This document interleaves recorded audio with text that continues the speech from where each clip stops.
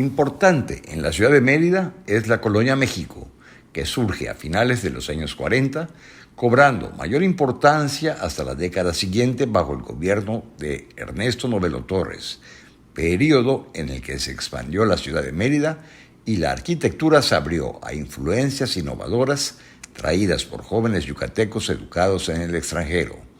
La cálida colaboración de la arquitectura con la naturaleza hizo de la Colonia México uno de los sitios más especiales y distintivos de la ciudad, el símbolo de una época. Casas espléndidas de amplios jardines y espacios abiertos que diluyen los límites entre el dentro y el fuera, simplicidad de formas, funcionalidad, juegos de planos horizontales y verticales, más luz natural, más aire, nuevas vistas, la creación de una fábrica de elementos de construcción prefabricados, al igual que nuevas ideas de profesionales muy bien preparados, hacen posible esta simbiosis, siendo los fundadores de esta empresa en los años 40 los señores Ernesto Casares Cano, Delio Alonso y el arquitecto Carlos Castillo Montes de Oca. En realidad, los orígenes de esta colonia con abolengo fueron humildes, al menos esa era la intención gubernamental. Nació como un proyecto para aportar a la ciudad de una zona donde pudieran construirse casas para las clases medias y obrera. El gobierno estatal en ese entonces, mediante la creación de Fomento de Yucatán, un organismo autónomo, tenía entre sus objetivos procurar la elevación del nivel de vida de las clases trabajadoras, así como también corresponder al crecimiento poblacional de esa década que pasó de 98,000 habitantes a 150,000 en la ciudad de Mérida. Fomento de Yucatán adquirió 56 manzanas de puro monte ubicadas al norte de la plaza de Itzimná para construir el nuevo desarrollo habitacional, al que el gobierno bautizó con el nombre que conserva hasta nuestros días. Su traza fue la tradicional y las manzanas de proporciones, dimensiones y orientación fueron similares a las de la colonia García Ginerés.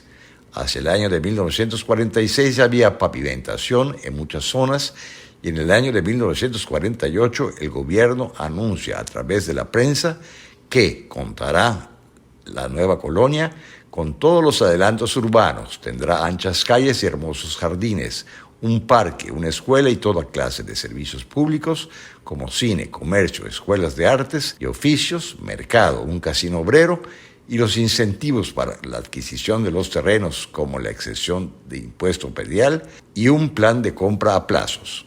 Sin embargo, no hubo la respuesta esperada. La nueva colonia quedaba lejos del centro y no contaba con los servicios básicos ni con buenas vías de comunicación. La prolongación de Montejo era todavía una carreterita blanca que seguía hasta Progreso y el otro acceso al sitio, el camino a Itzimná, era apenas una brecha.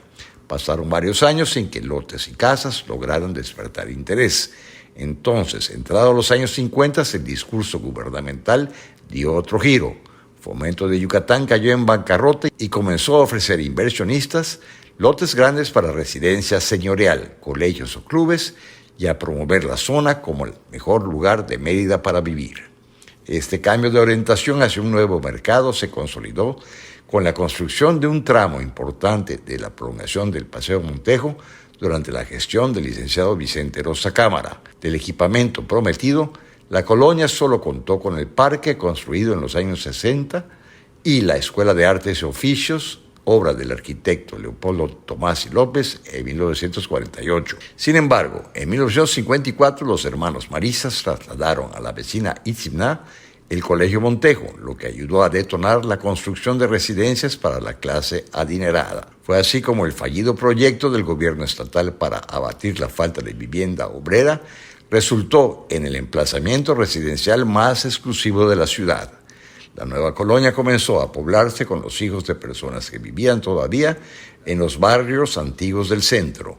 En otros casos se mudaron familias completas y también matrimonios jóvenes, formando círculos familiares, mayormente empresarios, comerciantes e industriales posteriores a la época del Enequem. La Colonia México fue, pues, testimonio de una sociedad en rápida transformación, con una emergente clase burguesa que incluía a los políticos. Su historia cambió sin que se diera un proceso de especulación. Las cosas sucedieron de tal manera que un grupo social vio una oportunidad y la aprovechó.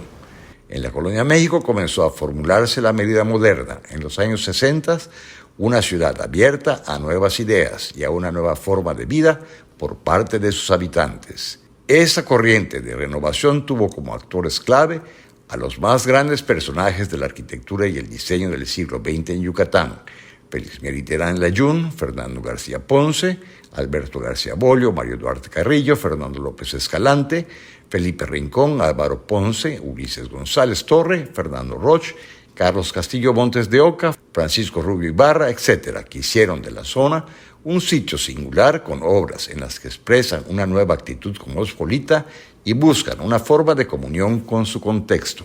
En ese momento el movimiento moderno, que significó una verdadera revolución en el campo de la arquitectura y el mundo del arte, estaba en auge en todo el mundo, como los multifamiliares de Mario Pani, la Ciudad Universitaria y el Pedregal en la Ciudad de México. Estos códigos arquitectónicos modernos también eran visibles en la residencia de la Colonia México, cuidando también mucho la congruencia con las características climáticas de la región. En esos últimos tiempos se va apagando el esplendor de una zona patrimonial de la capital yucateca, donde pese a la modernidad aún sobreviven edificaciones con valor histórico y artístico. A pesar de la implacable destrucción de muchas edificaciones originales, quedan todavía varias edificaciones significativas que deben de ser salvadas. La arquitectura tiene que estar en constante cambio, pero los edificios significativos no deben perder las cualidades que permiten identificarlos como parte de algo. Aunque sean modificados o restaurados, deben de permanecer elementos característicos visibles que dotan de personalidad propia a las construcciones y permiten identificarlas como parte de una época. Actualmente, gran parte de la Colonia México está convertida en una bulliciosa zona comercial, cafés y oficinas. Hay una declaratoria de la colonia como zona de patrimonio cultural emitida en 2004, actualizada en 2008 y luego en 2012, cuando se sumaron áreas que no habían sido incluidas. Sin embargo, los ayuntamientos han permitido la demolición de muchas casas, sobre todo en las dos últimas administraciones, y, la verdad, no se ve que las declaratorias de zona patrimonial, un esfuerzo extraordinario de gobiernos pasados, lleguen a buen puerto.